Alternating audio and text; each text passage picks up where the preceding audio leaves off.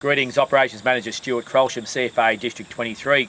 This broadcast is basically about the permit situation as we currently see it.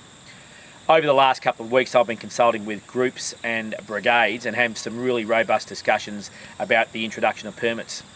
The day we were looking at was the 5th of March, which was next Monday, and I'm now, due to the rain over the last couple of days, going to pull that back to the 1st of March.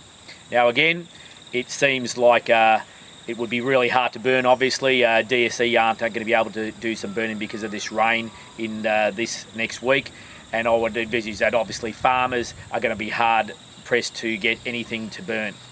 But the principle of allowing permits is critical that we open that up. Now, there's been some robust really discussion, and it's been a difficult one this year.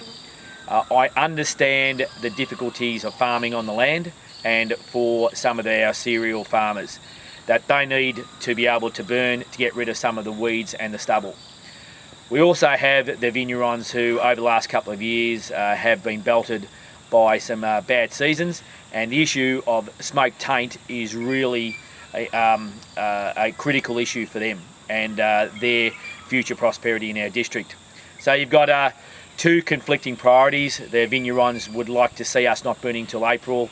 The croppers and the people on the pasture, the graziers, would probably like to see us burning 2 or 3 weeks ago. Okay, so even though there's middle ground being the early March, no one's going to be pleased. It has been a tough decision, but I could hope you understand the consultation processes that we've gone through to try and get some type of consensus in our area. Now, in relation to fire danger, looking up to the weekend, I mean, we could seriously have still had a fire running through the top of the paddocks, and even if you looked at if we had stubble and permit burns last week, we had a spike day of around an FDI, fire danger index, of 47 and 48 in our district, and it was pretty blowy. We had aircraft on standby, we had strike teams on standby, and we had a number of fires in our adjoining districts and around Victoria. So now I'm comfortable that the fire danger after this rain has significantly reduced.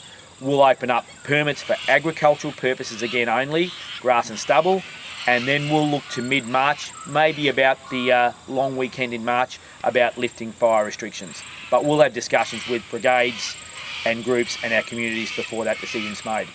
Again, thanks for your patience and your understanding.